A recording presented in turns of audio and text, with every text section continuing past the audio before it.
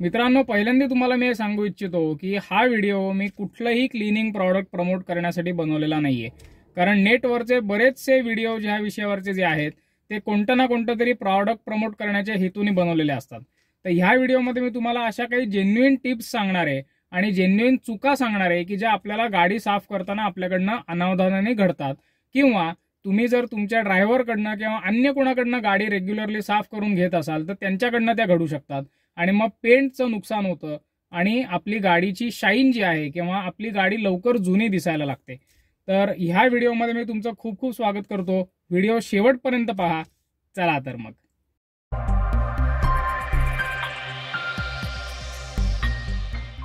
तर मित्रांनो, सुरुवातीला एक पहिली गोष्ट सांगतो जी तुम्ही अनेक इतर लोकांकडनं सुद्धा कदाचित ऐकलेली असेल की गाडी साफ करताना आपल्याला कुठलेही जुने कपडे किंवा जनरल कुठलंही असं जे कापड घेतलेलं असेल, उशीचे आभरे जुने किंवा आपण वापरलेले जुने कपडे, बनियन वगैरे, असं काहीही वापरायचं नाहीये.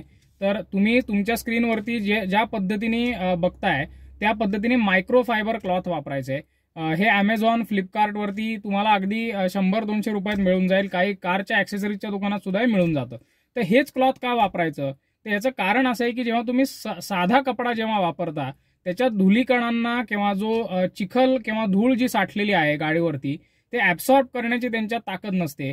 ते त्या कपड्यावरती एक नुसता असा एक पातळ लेअर त्या धुळीचा फॉर्म होतो आणि जेव्हा तुम्ही ते कपड घासता गाडीवरती तेव्हा ते धुलीकण सुद्धा त्याच्यामुळे तुमच्या पेंटवरती घासतात.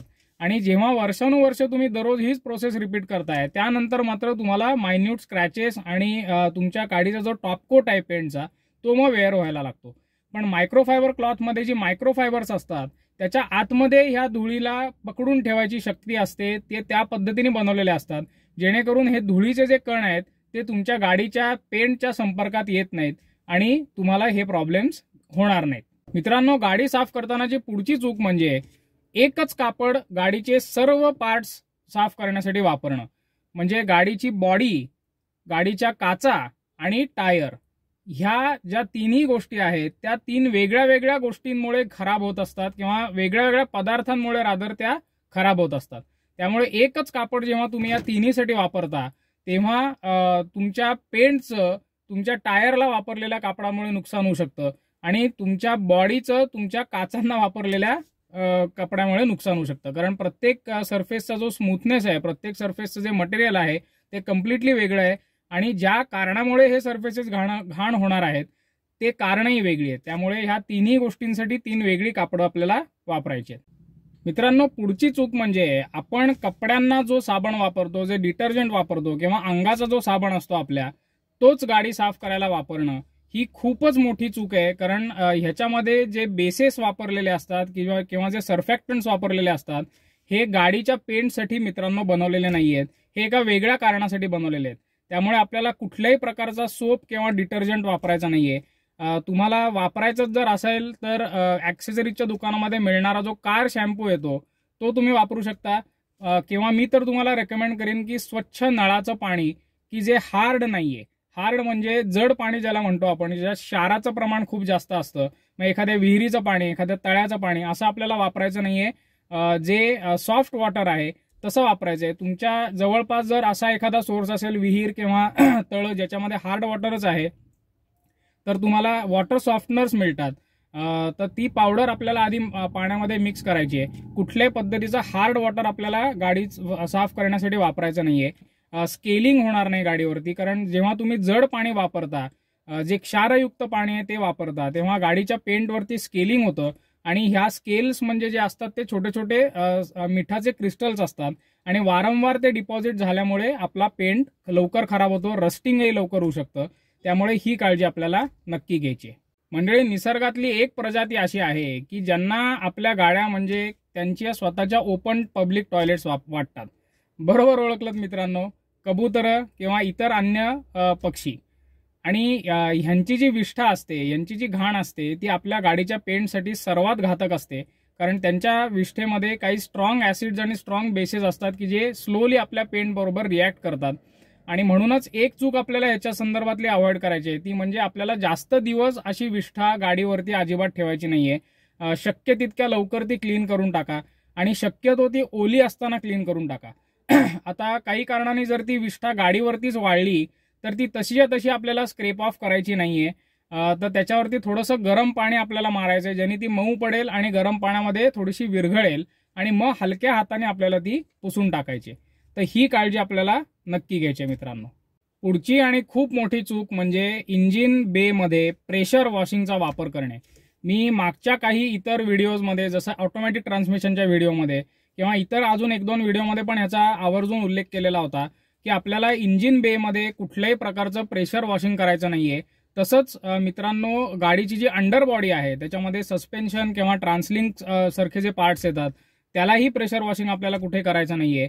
बऱ्याचशा मी बघतो वॉशिंग सेंटर्समध्ये अतिशय हाय प्रेशरवरती इंजिन बे किंवा ह्या अंडर बॉडीचं साफसफाई केली जाते. चुकून सुद्धा एखाद्या सेन्सिटिव्ह पार्टमध्ये जर तुमचं थोडं मॉइश्चर लीक झालं किंवा वॉटर जर लीक झालं आणि त्याच्यात जर वॉटरमुळे डॅमेज झाला मित्रांनो, तर तुम्हाला कदापि वॉरंटी मिळणार नाही. तुमची गाडी जर वॉरंटीमध्ये असेल तर तुम्ही कंपनीमध्ये घेऊन गेल्यानंतर ते पहिलं सांगतील की हा डॅमेज ड्यू टू वॉटर आहे, damage due to pressure washing आहे, आम्ही याच्यात काहीच करू शकत नाही. ह्या पार्टची तुम्हाला वॉरंटी मिळणार नाही. अगदीच जर तुम्हाला इंजिन बे तुमचा खूपच खराब झालेला असेल किंवा काही जर कारणाने तो साफ करायची वेळ आली तर तुम्ही कंपनीच्या ऑथोराइज सर्व्हिस सेंटरमध्ये तो साफ करा. कारण त्यांना काही सेन्सिटिव्ह एरियाज गाडीच्या माहिती असतात की जिकडे आपल्याला अजिबात प्रेशर वॉशिंग करायचं नाहीये. ती काळजी ते लोक घेऊ शकतात. किंवा अगदी त्यांच्याकडनं एखादी चूक झालीच मित्रांनो आणि एखाद्या पार्टचा वॉटरमुळे डॅमेज झाला तर तुम्ही छातीठोकपणे वॉरंटी क्लेम करू शकता, कारण तुम्ही कंपनीतनंच ती सर्व्हिस करून घेतलेली आहे. पण ह्या उलट जर तुम्ही बाहेरून ती क्लीन करून घेतलेली असतील, बाहेरून वॉश करून घेतलेले असतील, तर कंपनीवाले पहिलं ह्याच्याच वरती बोट ठेवतील की तुम्ही बाहेरून वॉशिंग करून घेतलेलं आहे, याची वॉरंटी मिळणार नाही. तर ही चूक आपल्याला खूप महत्वाची चूक आहे, अवॉइड करायची. मंडळी, पुढची महत्वाची चूक म्हणजे आपण गाडी अगदी वरवरून साफ करतो आणि गाडीचे अनेक असे एरियाज असतात की जे रेग्युलरली क्लीन करणं आवश्यक असतं, पण ते आपण क्लीन करत नाही. ते कुठले एरियाज आहेत ते आता आपण बघू. मंडळी, मग ह्या एरियामध्ये हा जो फूट रनिंग बोर्ड असतो, म्हणजे ते पाय ठेवून आपण गाडीत चढतो, त्याच्यानंतर दरवाजाची ही आतली बाजू आहे, डोअर हिंजेस आहेत किंवा हा हुक जो आहे तो एरिया, तसंच इकडचा एरिया जिथे लॉक सिस्टीम दरवाजाची असते, ड्रेन सिस्टीम, म्हणजे चारही दरवाजांच्या आतली बाजू हा पुढचा एरिया आपल्याला रेग्युलरली साफ करायचा आहे. तसंच मित्रांनो, तुम्ही बघू शकता माझ्या गाडीत सुद्धा ह्या एरियामध्ये म्हणजे बॉनेट आणि काच जिथे मीट होतात, तर ही जी हा जो ड्रेन आहे हा किती क्लॉग झालेला आहे, किती काडी कचरा इथे जमा झालेला आहे, तर मलाही हे साफ करणं लवकरात लवकर गरजेचं आहे.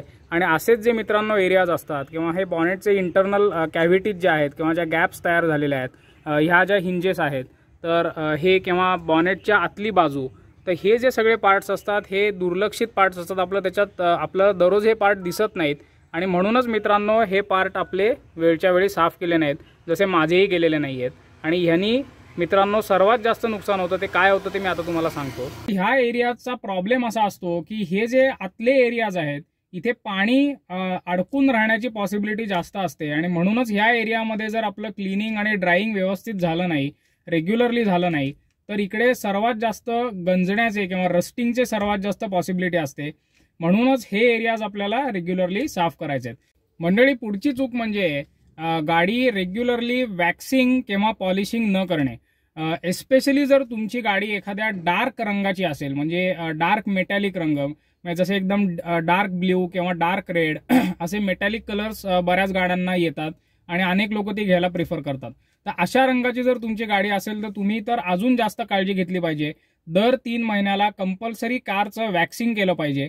ह्यानी असं होतं मित्रांनो की जेव्हा तुम्ही रेग्युलरली गाडी वॉश करत असता तेव्हा नाही म्हटलं तरी पाण्यातले जे धुलीकण आहेत किंवा तुम्ही मायक्रोफायबर क्लॉथ यूज करा, शॅम्पू यूज करा, काही करा, कालांतराने आपला टॉपकोट जो आहे तो डॅमेज होतच असतो. पण रेग्युलरली जर तुम्ही गाडीचं वॅक्सिंग आणि पॉलिशिंग करून घेत असाल एखाद्या चांगल्या सर्व्हिस सेंटरमधनं किंवा चांगल्या डिटेलिंगच्या शॉपमधनं, तर ती जी वॅक्सची एक वरती जो टॉपकोटच्या वरती एक जो लेअर त्याचा तयार होतो तो आपल्या आतल्या पेंटला, आतल्या टॉपकोटला प्रोटेक्ट करतो. आणि म्हणल्याप्रमाणे मित्रांनो, आपली गाडी जर एखाद्या डार्क रंगाची असेल तर ही काळजी आपल्याला विशेष करून नक्की घ्यायची. मित्रांनो, शेवटची एक बोनस टिप म्हणा हवं तर ती अशी आहे की जर शक्य असेल तर डार्क कलरच्या गाड्या विकत घेणं अवॉइड करा. तुमची आत्ताची गाडी जरी डार्क कलरची असेल तरी पुढची गाडी तेव्हा तुम्ही घ्याल तेव्हा डार्क कलर, म्हणजे जसे एकदम डार्क ब्ल्यू, ब्लॅक किंवा डार्क रेड वगैरे जे कलर्स असतात ते सुरुवातीला त्या गाड्या तुम्ही शोरूममधनं जेव्हा खरेदी करता तेव्हा पहिले 2-3 वर्ष खूप छान दिसतात, सगळ्यांचं लक्ष वेधून घेतात. पण मित्रांनो, तुम्ही ह्या सगळ्या टिप्स जरी फॉलो केल्यात तरी तुम्ही जास्तीत जास्त तुमच्या डार्क कलरच्या गाडीचं पेंट लाईफ जे आहे ते 5 ते 6 वर्ष टिकू शकतं. त्याच्यानंतर मित्रांनो, कितीही टॉपची गाडी असून देत, मग ती मर्सिडीज असून देत, ऑडी असून देत, कुठलीही गाडी असून देत, त्याचा टॉपकोट हा वेदर व्हायला लागतो आणि मग जी नव्यासारखी जी शाईन होती ती निघून जाते. तुम्ही माझ्या सुद्धा गाड्या जर बघितलेल्या असतील तर फक्त सिल्वर आणि व्हाईट कलरच्या तुम्हाला दिसतील. आणि मित्रांनो, तुम्ही असं ऐकलेलं असेल की लाईट कलरच्या गाड्यांना जास्त रिसेल व्हॅल्यू मिळते. ती का मिळते ते हे कारण आहे.